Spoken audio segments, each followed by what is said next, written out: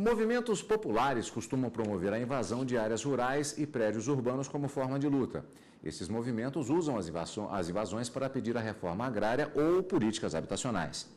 Mas quase sempre essas propriedades têm donos e cria-se um impasse. Como resolver a situação?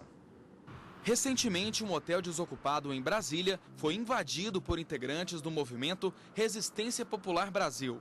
A justiça determinou a reintegração de posse do hotel. A desocupação em casos de invasões de propriedades privadas é um direito garantido por lei, mas o cumprimento da liminar depende do tempo de registro do imóvel. A doutrina e a legislação, a jurisprudência entendem que a proteção possessória, ou seja, a liminar em ações possessórias, ela só se justifica em casos onde essa posse seja exercida com mais de ano e dia, ou seja, uma posse velha.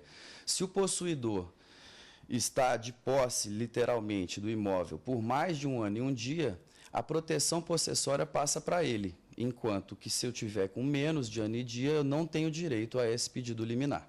A legislação autoriza a desapropriação de terra ou de imóveis particulares caso fique comprovado o mau uso, ou seja, quando o direcionamento dado pelo proprietário não atende funções sociais, como gerar renda e emprego para a região. Uma vez que essa função social não esteja sendo exercida pelo proprietário, esse imóvel urbano ou rural, a depender das características, ele está passível sim de ser desapropriado e destinado à distribuição de renda, de terra para pessoas em que não tem nenhum imóvel rural ou urbano de sua propriedade.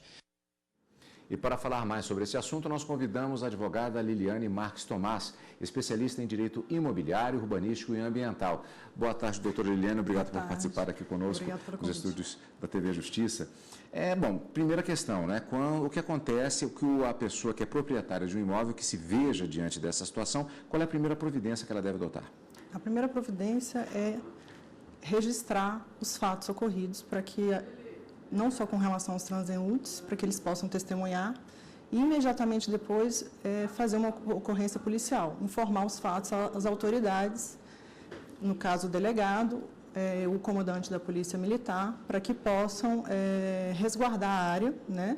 E logo em seguida, ele necessariamente nesse caso, após já o fato de que já está consumado, já houve a invasão, ele inevitavelmente tem que procurar um advogado e entrar com uma ação de reintegração de posse, né, para poder reaver a posse da propriedade do imóvel que foi turbado. É importante, claro, que qualquer proprietário de um imóvel de qualquer tipo, ele mantenha em dia também a própria documentação que vai comprovar a propriedade daquele imóvel e a própria posse. Sem dúvida, porque o advogado ele vai precisar comprovar os requisitos legais para que ele possa ter uma liminar deferida e o pleito, ao final, também é vencedor.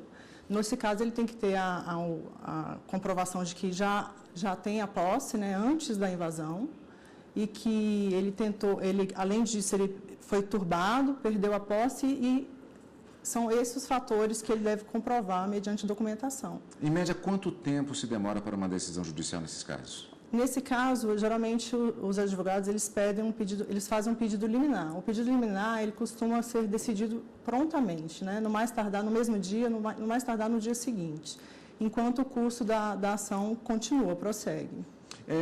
O que os juízes costumam levar, isso é muito relativo, claro, existe o princípio do livre convencimento do magistrado, mas às vezes há certas tendências. O que é que os juízes costumam levar em consideração nas decisões em casos semelhantes? Olha, o juiz necessariamente tem que observar o 927 e o advogado e o proprietário necessariamente também, porque ele é que vai dar subsídio para o magistrado aferir as condições dos fatos. Então, o juiz leva em consideração a violência empregada e o registro, a documentação dessa violência mediante boletim de ocorrência, testemunhas e até as filmagens feitas no momento, que se dá de forma, portanto, a posse injusta, né? E sem qualquer título.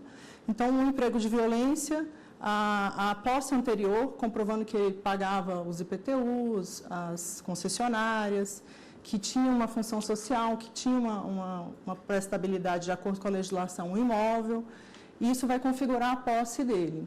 Além disso, ele tem que configurar após a violência, que ele de fato perdeu a posse, que ele não conseguiu ser mantido na posse.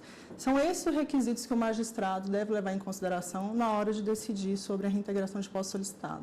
Nós vimos na reportagem justamente a questão da possibilidade de desapropriação. Em alguns casos, falamos inclusive de reforma agrária.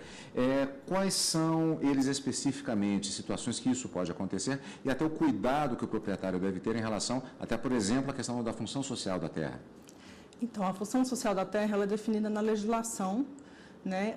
No caso do local, pelo plano diretor. Então, se a área é urbana, ela tem que ter uma finalidade, uma destinação urbana, para fins de moradia, para fins de comércio, ela tem que ser demonstrada a função social daquela propriedade. E se for rural, que ela tem uma função social rural, para fins de plantio, de agropecuária, ao fim que ela se destina, que ela não é improdutiva, que ela produz. Esse é o primeiro passo. Agora, existem 3 formas de desapropriação. Existe a de utilidade pública, a de necessidade pública e a de interesse social. Nós falamos de forma mais corrente em relação à de interesse social. E aí, qual é a diferença entre elas? A de necessidade pública, ela tem a ver com a urgência que o Estado tem e configura diante de uma propriedade que precisa necessariamente, com urgência, ser passada para a propriedade do Estado. A de utilidade pública é de utilidade da administração pública. Às vezes precisa fazer uma estação, uma sede e precisa desapropriar para aquilo. E a de interesse público, que é a mais comumente divulgada, tem a ver com os movimentos sociais, de não ter dado a função social à propriedade e de ser distribuído, e de se fazer planejamentos que atendam aos movimentos sociais.